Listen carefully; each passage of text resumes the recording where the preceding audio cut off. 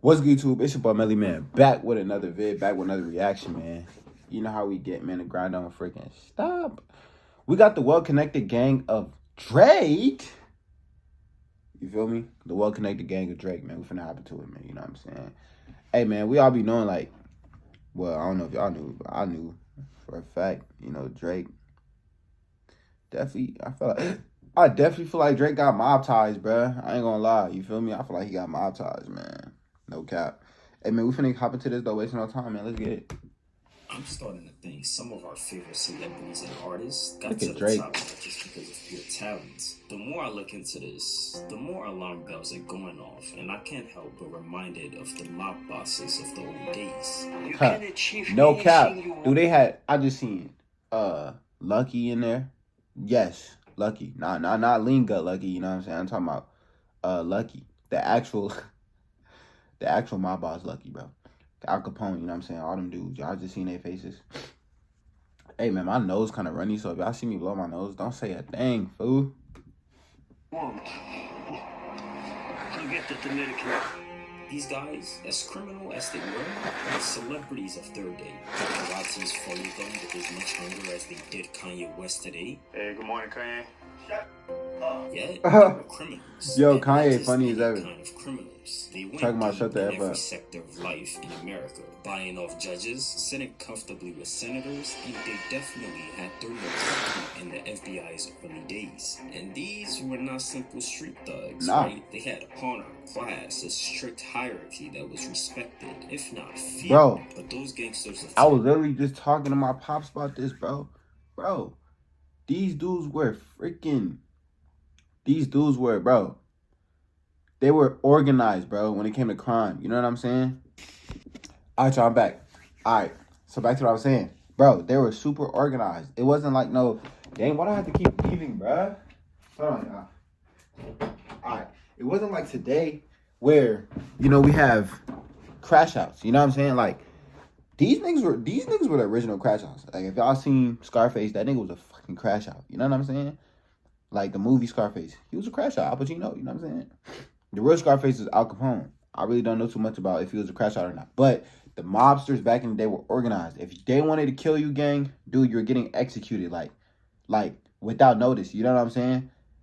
Late night. You know what I'm saying? It's not no broad day. They pull up on you broad day, get the spraying. Or shit, if they pull up on you broad day, it's still organized, gang. Not like today's where they got no mask. You know what I'm saying? You know what I'm saying? They just pull up on you and shoot you right in front of the cameras. You know what I'm saying? And then go to jail for it. Nah, but these niggas are strategic as hell, bro. You know what I'm saying? But let's get back to it.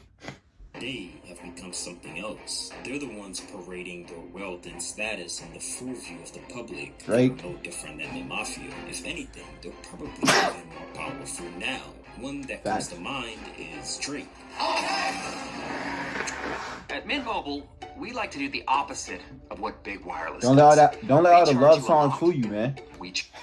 Drake's background men, the one he keeps his bodyguards, they are insane, if not dangerous. Like the pyramid, you've got the guy at the top, which in this case is Drake. Then you've got his right-hand man, the capo, and then a slew of soldiers to do his bidding and offer protection.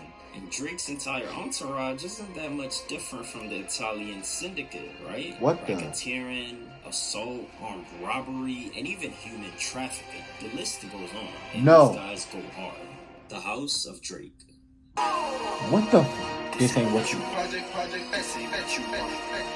Dude, he buff as hell. When we think of a rapper Damn, boy. like Drake, we think of a very talented artist, right? He's a poet that spits out bars of rhyme and fire that leaves you just wanting more, right? When he Tight. walks into a room, he commands attention, right? Every person, every roach, and every rat in there can't help but pay attention to his charisma. And Facts. as amazing as that is, right, you would think it's nothing more. And that's just all there is to it. If you want to know what pies Drake's fingers are in, look no further than the ones he hangs around. The Bro, look at his ones in bodyguards, entourage, who he calls his team. Big as These hell. guys are raising Just hell like these. and So, like, striking fear into every damn, they beating and somebody dead. Cover it up, King. We got Drake leading sober club. We try talking to him, totally blows us off. So Drake rushes into the car, and this like giant security guard blocks the doors. And so he tries so hard to You interview his big as bodyguard. hell, bro. Let me ask you as being Drake's security guard.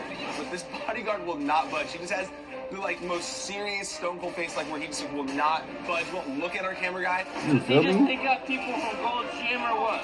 Dude talking about something. Like, but watch this. Bro, is he off a perk, bro? Or what's up? You know what I'm saying? Dude talking about something. Like, damn, folks. Chill. No, I was squinting the whole time I watched the video. I was like, oh, he's gonna punch. The capo, Chubbs. This guy you're looking at is Chubbs. Drake's right-hand man. This man is the Diddy of Drake, the diddler diddling The Drake. Diddy of Drake. That has is, alluded dude, to him as his that is hustler. such a bad name. The Diddy of Drake is crazy. You know what I'm saying? Hey, Man, right? The hey. relationship is tight, right? And Drake has made it clear to us that for him, Chubbs will crash something. Crash something means get violent, all for him. Everybody wants to poke and jab at Drake, Chubbs says, because they don't feel like he will throw back. But nothing around here is gonna let something happen to him at any time. Especially me. I'm not ever gonna let nothing happen to him. If it's gonna happen to me first. Damn. Like I said, the diddler of Drake, right? Yeah. In this world, Chubbs probably hugs Drake from the back and Drake just loves it. They've been running Right. around since 2012. Since then, nigga. their relationship has been nothing but brotherly love. They play basketball together, and him and Drake are even partnering up to launch a restaurant. Recently, if we're not living under a rock, Kendrick and Drake are having the rap civil war. Right. Kendrick knows about Chubbs and even pokes about him, saying, "You gonna make a bring back Puff. Let me see if Chubbs really crashed something." Alluding that Chubbs, Drake's right-hand man, the rice to Drake's stew, loves prison and the men that are inside there. But Wow. let me stop playing Wow. because Chubbs is not really the person you might want to mess with. And to him, fighting is a sport. I mean, it's like rugby to him. He likes roughing men up for whatever reason. In 2016, this producer, he broke his jaw. And it was him, you're not gonna believe it, Drake, that called the orders. Like I What? said, if you say something that Drake doesn't like, Drake does this, you're done. And Chubbs, one thing you should know about him is that he plays dirty, right? He once lured a producer to their home and acted like they were going to talk. Once this dumb producer arrived at Drake's house, well, he didn't get to meet Drake. He met some fists, right? He got jumped, and they left them done and beaten. Brock couldn't even lift Dude, his that's arm. actually They kind of sus, though, dude. Like, that's actually kind of sus, bro. You know what I'm saying? I get it. Like, you know, when you become famous, you know what I'm saying? You need bodyguards, you need men to protect you, bro. But, like, my nigga, you're putting your life on the line for another fucking man. You know what I'm saying? Like, you're, like, bro, like, Drake is not doing this. We all know Drake wouldn't do it because his image is going to be fucked up. Like, it's going to be messed up, you know what I'm saying? So he has other guys to do it because Drake is a lover boy, right? And Drake is such a hurt person, or I don't fucking know, bro. You know what I'm saying? Just listen to the nigga music. You know what I'm saying? But yeah, like, dude, you're putting your life on the line for another nigga, like on some fucking Suge Knight type shit. Like, you think you Suge Knight, my nigga? You feel me? Like, you finna crash for Drake? You know what I'm saying? I mean, I bet he's paying y'all good money. That's why I said I'll probably be crashing too. I ain't gonna lie. I ain't gonna lie. corner alone. To Chubbs, touching people is something he loves to do. They've Touching- assaulted like, people bro, for getting chill too with the close to Drake at his words. concerts. In Touching fact, people is something he likes to inside a do. It's clip crazy. showing a taxi driver. He's driving as he runs into Drake's convoy. Convoy is a bunch of cars, like celebrity, politician cars that are following each other in a straight line through a city. His endless bodyguards are driving one Escalade after the other. They attempt Wow. to cut off the taxi driver, and here is what happens. Oh, snap. They finna knock him out. No, what the fuck are you guys doing? What are you doing? I had right of way. I don't care. Are you the police? I would've. No, I just really? have your What? license plate and I'll What? just report. They run me over, bro. No, fucking about. You know what I'm saying? What? Bro, legs would have been behind his fucking ear. You know what I'm No saying? problem. No, you don't. I'll take your Tesla. I would hop out whip like what? Bro, oh my gosh, bro. Bro, no. I don't care if I get mad, I keep pausing. Dude, that would have pissed me off so bad, but I would have hopped out whip, grab Glock, you know what I'm saying? Straight up. You know what I'm saying? Letting it spark. Hey, what the fuck? That bald head ass nigga, bruh. Nah, bro, I'm mad. That guy looks, he will for sure take his Tesla, right? Man, hell As nah. I would crazy have beat as the shit out of Chubbs him. is, Drake's entourage. I would have grabbed gets him even bad and whacked him. Oliver, El-Khatib. Now that the muscle man is out of the way, we have to talk about this guy. Drake's going to need a manager, right? And Oliver, El-Khatib, is much more than just a manager. In his early 20s, he took a volunteer position at The Lounge, one of Canada's most exclusive clothing stores. In this store, a bunch of celebrities come in and they go out, right? So Oliver placed himself where the celebrities were. Yeah, he looked like he wanted was to meet fishy celebrities. shit. He knew that if he wanted to get into the industry, he needed to put himself in a place where every celebrity needs to stop when they get to Canada. And The Lounge was that place. He's what a consigliere was to the mob. This guy knows and has worked with everybody. Jay-Z, Beyonce, Prince, hell, even Taylor Swift. Oliver and Drake met in the early days of Drake's career, and he had the genius marketing idea to take Drake from street to a goofy and a puff jacket wearing charm ball. I won't lie, Drake has been through many phases of transformation, and that's a video of its own. Not for Instead real, of what the fuck? competing with other rising stars with the usual tough guy persona, Oliver gave the idea to Drake to get a makeover, to hide behind a well-crafted image that appealed to the girls. Whatever Drake's image is, What I just say? to the girls today, it's Oliver. What I This just guy is say? behind it.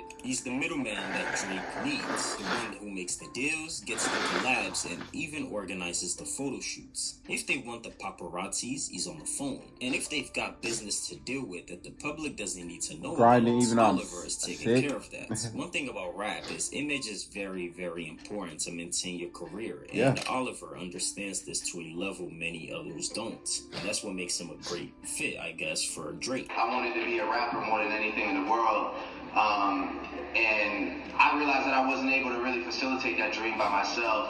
And I was blessed over the course of my life to meet two individuals.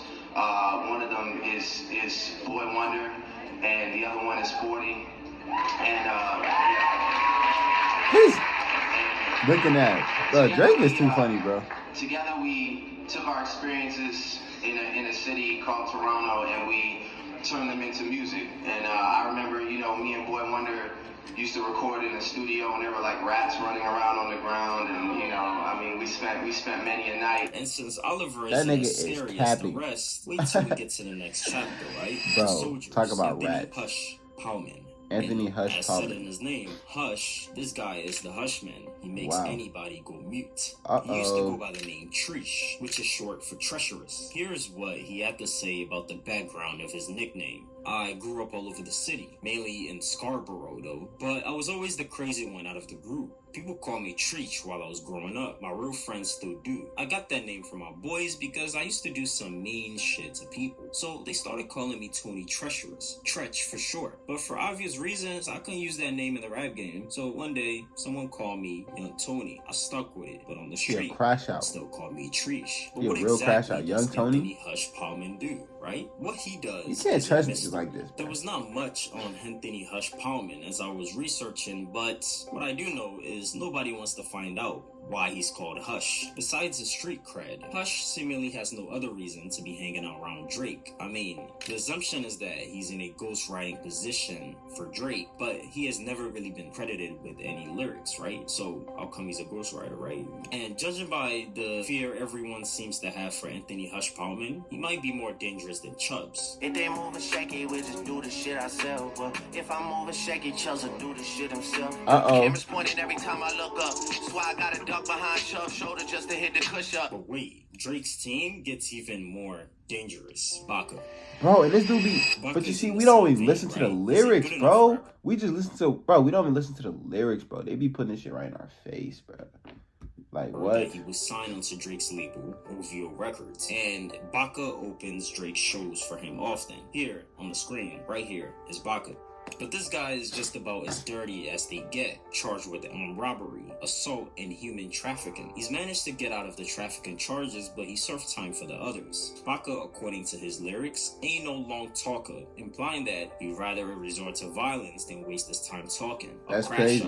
Baka isn't really scared to say where his loyalty lies, even referring to himself as Drake's goons, right? So we can say with certainty, if we're looking at the Mafia and Drake, Baka can be regarded to as one of the soldiers. Back before Drake got really big, he got into some beef with a Toronto gang, and for protection, he hooked up with Baka. Baka supplied the muscle Drake needed, the men, to keep his nose out of the water, but he also gave Drake all of the women he could ever want. And these girls Baka has on retainer aren't linked to him voluntarily. But the thing is that Drake doesn't seem to mind, even though this guy has a human trafficking charge, right? Like, he celebrated Baka's release for enslaving a 22-year-old woman on Instagram. Some of Drake's crew have actually lost their lives in protecting him. The following soldiers: Smoke Dogg, Pressa, and Fifth are all well-known associates of Drake, all having opened for him on tour as well. Pressa's out on bail for torturing 2 teenagers. And Smoke and Fifth are both dead.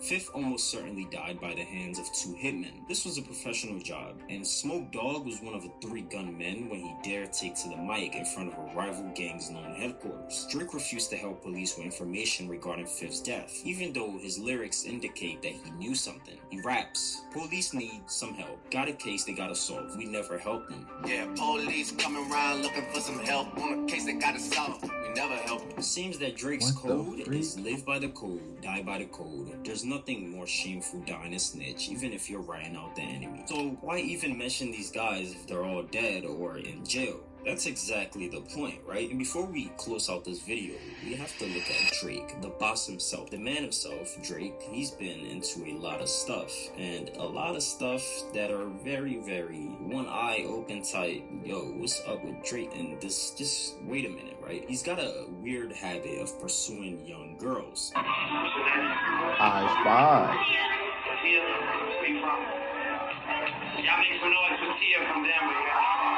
Y'all make some noise for Kia.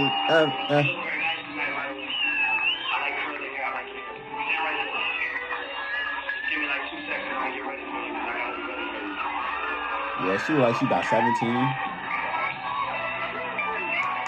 Like, what is dude doing, bro? This is y'all king, bro.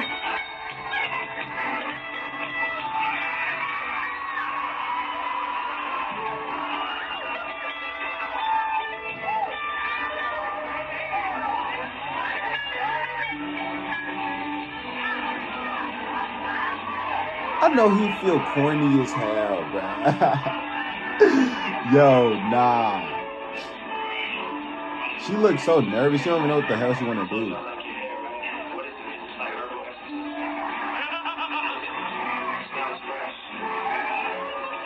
Whoa, what the freak?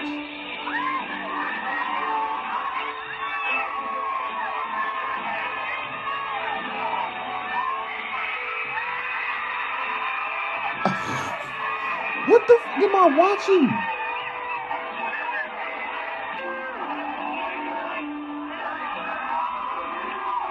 Bro, what the f? Nah, Drake, nah.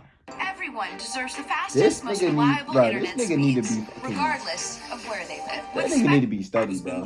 That he requested Billie Eilish and Millie Bobby Brown's number, even though they were both underage at the time. By the way, Millie Bobby Brown was 14 when this happened. And he had a brief relationship with Hailey Bieber when she was just 18. And Hailey admitted that they'd known each other since she was 14 years old. He FaceTimed Charlotte D'Alessio when she was 17 in front of 2 witnesses. She was like, "Oh my god, it's Drake FaceTiming. Should I answer?" She answered. Underage girls aside though, there's a rap civil war starting to brew right now. And if the background on a lot of these guys is anything Drake to go freaky by, as hell. somebody's going to be 6 feet under soon. It all started when Metro Boomin declined Drake's offer to feature him on his album. Then Kendrick and Future, also with a long time history of not liking each other, they jumped into it too. Future and Metro Boomin released an entire album dedicated to dissing Drake in almost every song, even getting The Weeknd to write a few lyrics, and bringing up Drake's son that he hid from the public, and even his daughter whom nobody knew about. The beef has crossed just simple wordplay, and is now crossed family territories where each parties are dissing each other's families. And apparently, one bodyguard got shot in front of Drake's house. A shooting outside music star Drake's Toronto mansion has left a security guard seriously wounded.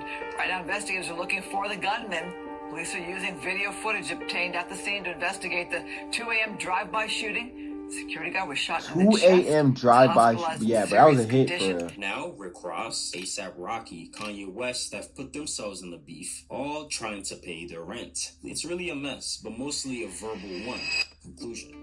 If the production companies that all of the big names seem to own is what makes up the house, then the entourage makes up the gang. You've got your capo in Chubbs, the consigliere in Oliver El-Khatib, and the rest make up the soldiers. And all of these guys make up Drake's mafia, the ones who do his dirty work and supply his girls and fight people all on his orders. All he has to do is enhance signal and immediately you might get jumped. So I think if Drake's at the top, which sure seems to be, then all of these beefs and fight will spill out onto the streets sooner or later. And the worst part, they all have a code of silence like the murder that they all abide by. Drake's crew and all of them on his entourage, they wouldn't say anything if they don't have to. So while people might think Drake is all this sweet, goofy guy, in the background is something much more sinister running behind the scenes. Because just like the mob bosses of old, the guys at the top never gets his hand dirty, and that's what the soldiers, the consiglieres, and the capos were for. And today's gangsters are exactly the same.